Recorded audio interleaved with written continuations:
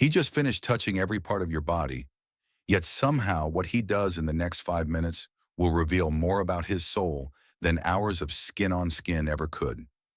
And deep down, you know it, because it's not just about how he held you while the passion surged. It's about whether he stays present when everything quiets down. The moment after, when the noise fades and the masks fall, that's when the truth walks in naked. That's when you find out if it was just a performance or if something real was trying to be born. Women feel it before they can name it. That unseen shift, that cold, invisible draft in the room when a man's emotional presence disappears, even if his body is still there. It's the way he breathes differently, the silence he lets stretch too long, the hurried movements, the nervous glances, the tension in the air. It's not just disappointing, it's destabilizing. Let me ask you, when was the last time you gave your body to someone and felt lonelier afterward than you did before? There's a brutal kind of silence that comes after sex, the kind that doesn't comfort, it accuses. It whispers that you were never really held at all, that he touched your body but kept his soul miles away. And this isn't about drama, this is about truth, because what ruins connection isn't the act itself, it's the vacancy that follows. It's the emotional drop-off. It's how fast he reaches for his phone, how quickly he needs to get going, how eagerly he avoids eye contact as if your closeness was a mistake he now has to undo. Don't mistake this moment for something small. It is everything. That moment, the sacred aftermath, is a mirror. It doesn't lie. And it shows you what he's made of, long before he tells you what you want to hear. You see, emotional intimacy isn't proven in the heat of climax. It's proven in the stillness afterward, when there's nothing left to chase, nothing left to pretend, when he could leave, but chooses to stay, not out of guilt, not out of politeness, but because your presence is peace to him. And peace, that's something no man fakes. But most people don't recognize this space for what it truly is. The world has no name for it, no roadmap, no warning signs. Just this uncomfortable terrain where everything meaningful is said without words, where the emotional temperature shifts with every breath and no one knows what to do with the truth rising to the surface. That space? I call it the aftermath. The aftermath is where your heart holds its breath, hoping it wasn't just another transaction. It's the space between skin and soul, where connection either deepens or quietly dies. And most women have been taught to ignore it, to downplay it, to say it's no big deal when actually it's the only deal that matters. Because let's be honest, anyone can have sex, but not everyone can stay emotionally present when it ends. That's a skill, a depth, a choice rooted in maturity. And when a man can't stay, what he's really saying is, I like the performance, but I'm not ready for the truth that follows. And don't be fooled. Some men don't leave physically. They stay in bed. They smile. They chat. But they've emotionally vanished. You feel them go cold while they're still next to you. Their spirit has exited the room. And no matter how tightly they hold you, the distance feels like a scream inside your chest. This is the most misunderstood trauma of modern intimacy, being physically close while emotionally abandoned. That's not affection. That's emotional starvation with a warm body beside you. Now here's the part most people miss. These patterns aren't about you. They're not a reflection of your worth or desirability. They're echoes of old wounds they haven't faced. Some men are so terrified of real closeness that they need to emotionally vanish the moment it appears. They armor up. They joke. They rush out. They say they're tired. But what they're really tired of is vulnerability, of being seen. Because when someone truly sees them, their defenses start to melt. And that scares them more than anything. And yet your body knows the difference. You can feel the fear in their silence. You can feel the retreat in their breath. You can feel how quickly they start building walls again. Walls you didn't even know they had until 5 minutes ago. But don't ignore it. Don't soothe it away. Don't tell yourself you're too sensitive. You're not. You're attuned. And there's power in that. Because in the aftermath, it's not about how wild the sex was. It's about whether he still chooses to be with you when the performance ends and presence is all that remains. That is the difference between chemistry and connection, between attraction and attachment, between being touched and being held. And here's the part no one tells you. If he can show up after sex, calm, soft, unhurried, it means everything. It means he's not afraid of your soul. It means he's not addicted to the chase. It means he doesn't need you to shrink so he can stay. That's not weakness. That's rare, emotional strength. That's the kind of man who doesn't just want your body. He wants to meet you, fully, deeply, quietly. And those men, they don't run. They return, not because they're trapped, but because they've finally found something they don't want to lose. You see, most people think emotional connection is built on grand gestures. But the truth? It's built in the silent spaces, when no one's performing, when no one's trying to impress, when two bodies have done their dance and now all that's left is breath and heartbeat and truth. The truth that's whispered in how he touches your hair afterward. The truth in how long he lingers, not because he has to, but because he wants to. That truth, it doesn't scream, it hums. And the women who can feel that hum, they're not needy, they're not too much. They are awake. They've learned to listen with their skin, to hear the difference between presence and performance. And they've stopped mistaking silence for safety. Because silence, when it comes from fear, builds nothing. It only freezes the moment, suffocates it, turns something tender into something cold. You know that silence, the one that wraps around your chest like you're not supposed to speak first. Like if you breathe too loud, you'll scare him off. Like you should be grateful he didn't leave immediately. But this isn't gratitude. This is survival. And you weren't made to survive your own desires. You were made to inhabit them fully. Because a woman who knows her worth doesn't beg a man to stay. She simply observes. Did he meet her there, in the stillness? Or did he vanish beneath his own fear? And let me tell you this. Some of the strongest, smartest, most emotionally intelligent women I've ever known have broken down in that quiet after-sex moment. Not because they weren't enough, but because they were. Because they dared to open. Because they hoped. And what they got in return wasn't betrayal. It was absence. That's a betrayal too. One that cuts deep. Because how do you explain to someone that what hurt the most was what didn't happen? That he didn't hold you after? That he didn't speak or stay or even breathe like he was still with you? That he left a ghost in the space where his heart should have been? It's almost cruel, this emotional emptiness that arrives after something so intimate, because it confuses your nervous system. Your body doesn't know what to do. It's been cracked open and now there's nothing. No arms, no anchor, just air. But don't numb that. Don't rush past it. Don't swallow it whole and pretend it doesn't matter. That moment matters more than anything else, because connection is never about what was done. It's about who stayed present when it was over. And here's the raw truth most won't admit. Some men will love the way you make them feel in bed, but they're terrified of how you make them feel in the quiet. Because in that quiet, they're exposed. Their ego can't hide behind desire. Their charm can't distract from their fear. And their heart is suddenly asked to do something far scarier than undress, to stay open. And most have never been taught how to do that. So instead, they fill the silence. With jokes, with movement, with sleep, with stories, with sex again, anything but stillness. Stillness is too loud. Stillness says, are you really here, or are you just performing closeness? Stillness makes demands, not with words, but with depth. And if a man hasn't learned to meet his own depths, he'll drown in yours. But don't rescue him. Don't shrink. Don't dim your emotional clarity just to make his avoidance feel less obvious. Because here's what will change your life. Your ability to stay in that moment without abandoning yourself. To not rush to make him comfortable. To not ask for a label just to soothe the ache.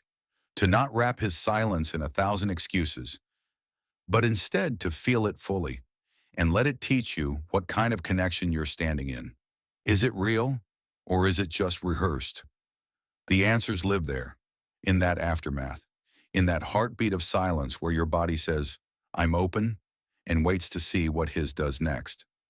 Some people will never notice that space. They'll never slow down enough to feel it.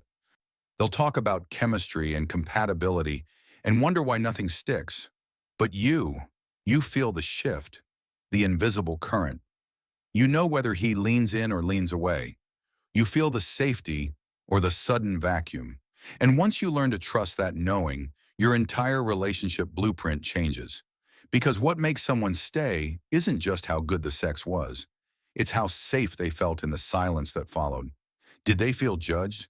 Did they feel rushed? Did they feel like they had to perform again? Or did they feel held not by your hands, but by your presence? And even more importantly, did you? Because you don't just want someone who touches your body. You want someone who knows how to remain with you, emotionally, energetically, spiritually, once the fire softens and the room goes still. That man, he doesn't leave. He doesn't disappear into the noise of his own discomfort. He stays, not because he's trapped, but because your energy invites him home. And that invitation, pure, calm, unforced, is what leaves a mark he cannot forget. The moment after sex is not an afterthought, it's the portal. A woman doesn't crave just climax. She craves continuity. And if you've ever felt more alone lying next to someone than you did before the touch even started, you already know the cost of false intimacy.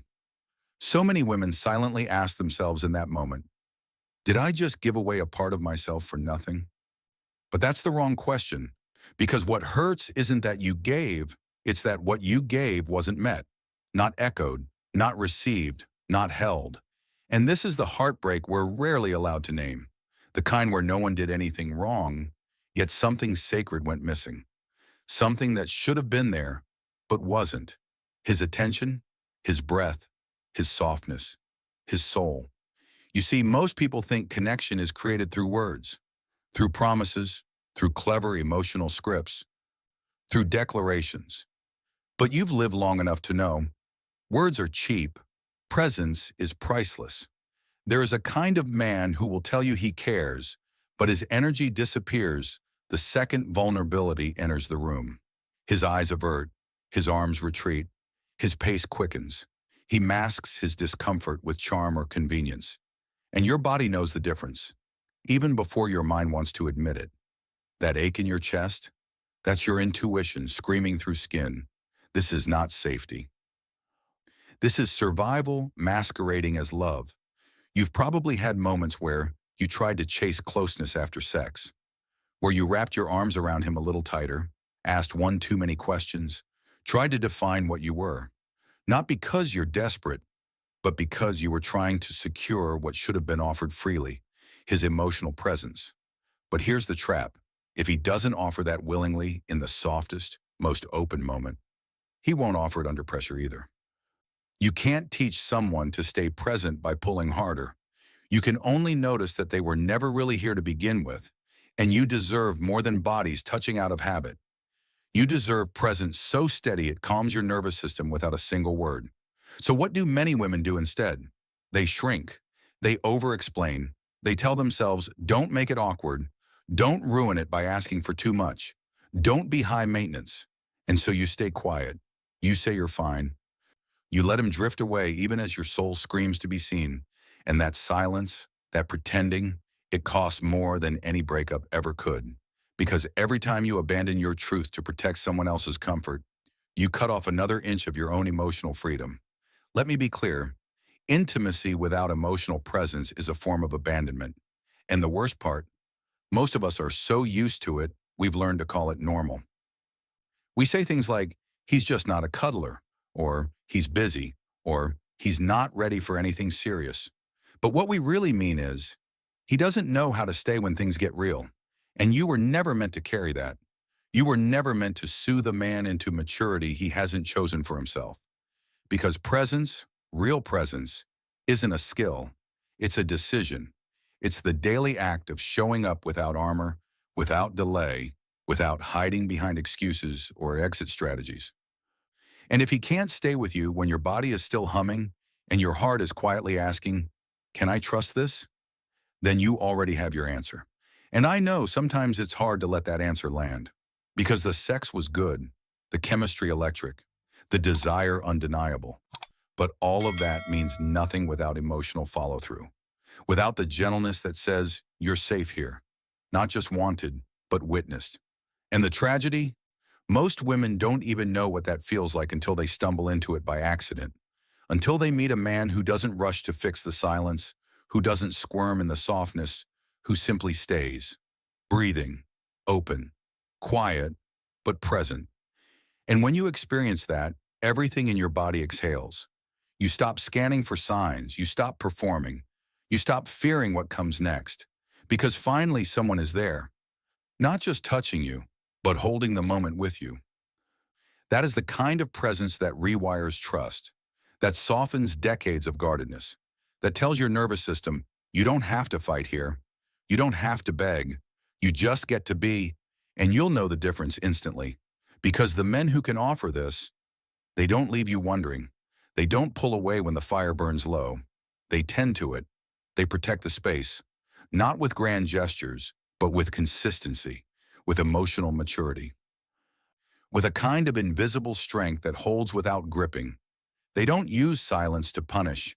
They use it to hold space, to give breath to the moment, to make sure you don't have to carry it all alone. And that kind of presence, it leaves a mark, not on your body, on your soul. Because when a man doesn't need to run, doesn't need to prove, doesn't need to fix or flee, he becomes something you never realized you were aching for all along, a place where you can finally land. Some women spend years trying to decode a man's silence, not realizing that silence after intimacy speaks louder than any confession ever could. It either says, I'm here with you, or I've already left. And it's never about the words he didn't say. It's about the presence he refused to bring. This is where so many get it wrong. They chase clarity through logic. They dissect texts. They replay every glance. But his truth wasn't hidden. It was already laid bare in that moment right after. When he looked away, when he reached for his phone, when he tightened instead of softening, that was the answer. That was the moment his emotional absence screamed louder than any goodbye. And yet, we're taught to override that knowing, to be cool, to not get too attached, to pretend we don't notice when the energy shifts, when the warmth leaves the room, when the emotional floor gives out beneath our feet. But pretending doesn't protect us. It imprisons us. In relationships that feel like walking on glass, in dynamics where you never quite know if you're being held or just temporarily tolerated, and in your heart, you know the difference. You always did. That's why the aftermath is sacred, because that's where the real truth shows its face. Not in how he touches you when desire is high, but in how he treats your soul when there's nothing left to gain. When your makeup's smudged, your voice is soft, your guard is lowered. That's when the test begins. And no, you don't need a man to say all the right things in that moment. You need something far more rare, a man who stays open, who doesn't shrink back into performance mode, who doesn't vanish behind a mask of nonchalance, who doesn't flee the intimacy he just helped create. That's the kind of man who doesn't make you question your worth 5 minutes after your most vulnerable act, who doesn't make you second-guess the depth of what you just shared, who holds the silence without turning it into punishment. And here's the hard truth. Some men fear that moment more than anything else, not because of you, but because of themselves. Because in the quiet, there's nowhere left to hide. No jokes to cover their wounds. No distractions to shield their emotional underdevelopment. No escape from the raw mirror of vulnerability. That's when their ghosts surface, their fears, their avoidant instincts. And unless they face those shadows, they will run, emotionally, physically, spiritually. But let's be honest, many women already sense this coming. You felt it. The second he pulls away, even as he's still beside you. The invisible retreat, the sudden chill, and something in you goes still, waiting, hoping, bracing. That's not love. That's hypervigilance. And your body was never meant to treat intimacy like a danger zone. Because when a man is truly there, your nervous system doesn't gear up to defend itself. It softens, it melts, it exhales. And I want to say this directly. You are not crazy for needing this. You are not needy for wanting presence, for craving depth, for feeling the ache when a man turns emotionally absent. That ache is not weakness, it's wisdom. It's your inner compass screaming, this matters. Because sex doesn't just happen in the body, it happens in the psyche, in the unseen realm where souls stretch toward each other and ask, can I be safe here? Can I be seen? Can I stay? And when he leaves that question unanswered, or worse, walks away from it altogether, your entire being registers it as rejection, even if he stays physically. Even if he's nice, even if he says, don't worry, everything's fine. Fine isn't presence. Fine isn't depth. Fine doesn't hold you in the aftermath. Presence does. The kind of presence that doesn't try to control the moment, that doesn't rush into the next thing, that doesn't turn the most tender part of your connection into an awkward silence to be escaped. Instead, it lingers. It breathes. It says, I'm not going anywhere. Even without speaking. And that kind of presence, it's not born from a script. It's born from self-work, from a man who's wrestled with his own shadows, who's learned how to sit with discomfort, who doesn't see intimacy as a transaction, but as a responsibility. Because real intimacy doesn't begin at the peak. It begins in the stillness that follows. That's when he reveals if he's built for real love, or if he just came for the high and plans to disappear when the energy dips. And maybe that's what you've always feared, that you'll give your body and be left holding the emotional weight of what comes after, that he'll take the closeness but not stay for the connection, that he'll run from the very thing he said he was ready for. But this is your invitation to stop blaming yourself when a man can't hold what you bring, because you're not too much. You're just enough for someone who has done enough inner work to meet you there. The aftermath doesn't lie. It exposes. It amplifies. It tells you everything you need to know about who he is, how he loves, and whether he's even capable of staying without needing to dominate, disappear, or detach. And when you meet a man who can stay, who can be quiet without being absent, who can be still without being stuck, who can be soft without being weak, you won't have to ask him anything, because his presence will answer every question your body has ever asked. There's a kind of intimacy that doesn't shout. It doesn't seduce with grand gestures or orchestrated passion. It moves quietly, powerfully, invisibly. And it begins right after everything else has ended, when your clothes are scattered, your pulse is slowing, and your soul is hanging halfway between trust and fear. That's when you find out who he really is. Not during the heat, not during the climax, but in the aftermath, when presence becomes the only language worth speaking. And if he can't show up then, you better believe he won't show up when things get harder. Because that moment after sex is a preview of how he'll handle all of life's emotional messiness. It tells you if he knows how to stay through discomfort, or if he's only good at riding the highs. And here's what makes this moment so important. It's not just about whether he's a good guy, it's about whether he's emotionally available. Whether he can meet your openness without retreating. Whether he can let his guard down without making you carry the awkward weight of his fear. You've been there before, giving your all, only to find yourself cradling the silence while he stares at the ceiling like nothing happened. The distance that forms isn't just physical, it's spiritual. It's the ache of realizing he touched my body, but not my soul. And that ache, it doesn't fade quickly. Because when a man goes emotionally absent right after intimacy, it plants a seed of self-doubt so subtle, so quiet, that most women don't even know it's happening. They just feel emptier, hungrier, less sure of themselves. They begin to question, did I misread the connection? Did I move too fast? Am I being too sensitive? But it's not sensitivity, it's sacred instinct. Your body knows what it's like to be honored, and what it's like to be used, even if it wasn't intentional. And when a man ghosts you emotionally while lying in your bed, your soul registers that as abandonment. And here's the twisted thing. Many women have learned to expect that abandonment. They've normalized it. They've taught themselves not to hope for more, to settle for half connection, to perform closeness instead of actually being close.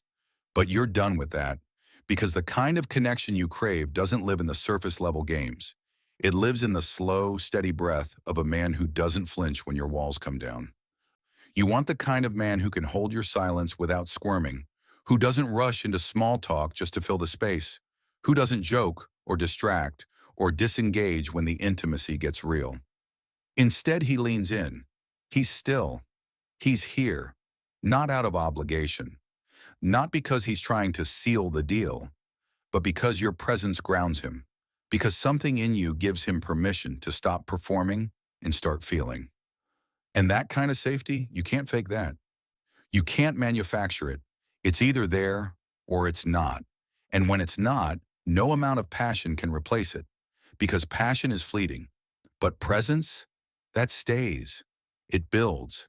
It weaves a kind of emotional safety that invites truth, not performance. Rest, not insecurity. Intimacy, not interrogation. And yes, it's rare, because most people haven't done the work to be that present with themselves, let alone with another. They don't know how to be still without escaping.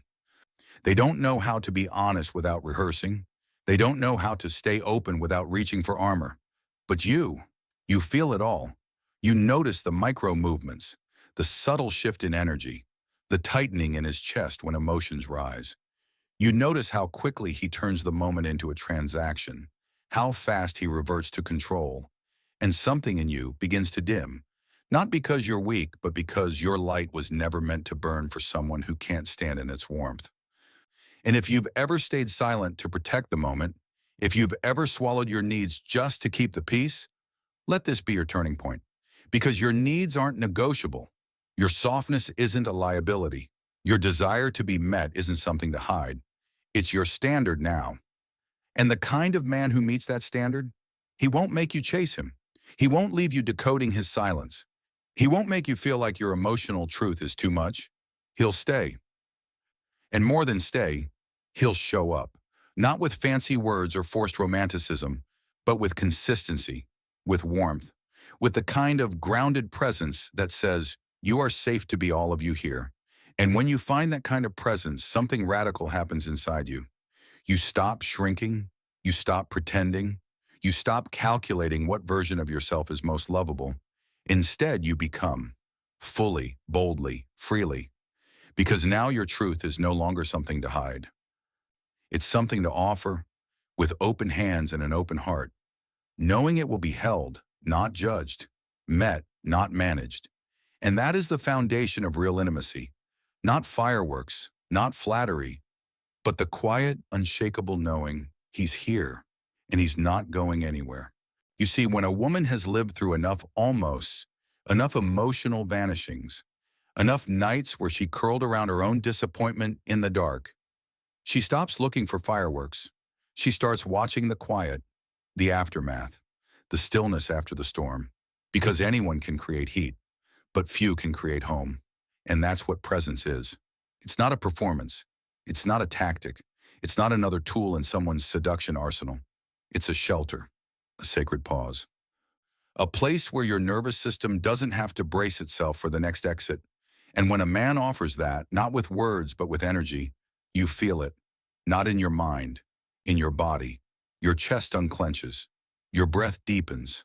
The part of you that's always on guard starts to lower its shield, not because you told it to, but because it finally feels safe. That kind of man doesn't rush to leave. He doesn't reach for his phone. He doesn't joke away the tenderness. He doesn't pull you in only to push you out emotionally the moment after. He just stays. And in that staying, he speaks louder than any romantic declaration ever could. He says, you matter. Not just when it's exciting, not just when it's convenient, but here, in the quiet, in the real. And that right there is how you know. That's how you stop guessing. That's how you finally draw the line between attraction and emotional availability. Because for so long, many women have confused chemistry for compatibility, fire for follow-through, lust for love. But the truth reveals itself not during the height of the experience. It reveals itself in the way he lands afterward. Does he rush away emotionally like he just borrowed your body and now wants the receipt? Or does he remain grounded, soft, calm, like he just touched something sacred and is honoring the weight of that? And if you've ever felt like your emotions were too intense for someone, Let me tell you, they were never too much. They were too deep for someone who was never planning to dive. You weren't asking for too much. You were asking the wrong person to meet you at a level they'd never reached within themselves. Because that's what this moment after sex exposes. Emotional capacity, not charisma, not charm, not sexual skill, emotional depth. The kind that can't be faked, memorized, or copied from a dating podcast. And if he doesn't have it, he'll flinch in the face of your vulnerability. He'll pull back emotionally, spiritually, even if he stays in the room. He'll change the energy. He'll create just enough space to make you question yourself. Don't fall for that space. Don't fill it with self-blame. Don't assume it means you're too fast, too emotional, too open. It means he's not ready for what you bring. Let him go. Because what you bring, emotional depth, presence, openness, stillness, it's not a liability. It's a filter. It weeds out the ones who were never meant to hold your heart in the first place. And one day, maybe not tomorrow, maybe not next week, but one day, you'll meet a man who doesn't just tolerate your stillness. He anchors in it. He meets your silence with his own. He matches your depth with his steadiness. He shows up without needing to be begged, coaxed, or convinced. And when that moment comes, when you're lying next to someone and your soul doesn't have to shrink to be understood, when your breath moves in rhythm with someone else's stillness, when your heart feels seen without explanation, that's when you'll realize this is what it means to be met. This is what it means to feel safe after giving yourself. This is what it means to be loved without needing to perform. Because real love doesn't demand you hide your hunger for intimacy. It invites it. It whispers, stay soft, stay open. You're not alone in this moment anymore. And when you hear that, not with words, but in his breath, his gaze, his quiet, steady presence, you'll know. You don't need to ask him to stay, because he already has. Not because he needs to, not because he's trying to prove something, but because your presence is his peace. And that, more than beauty, more than seduction, more than effort, that peace you offer is what keeps a man coming back. Not as a visitor, but as someone who finally found a place to belong.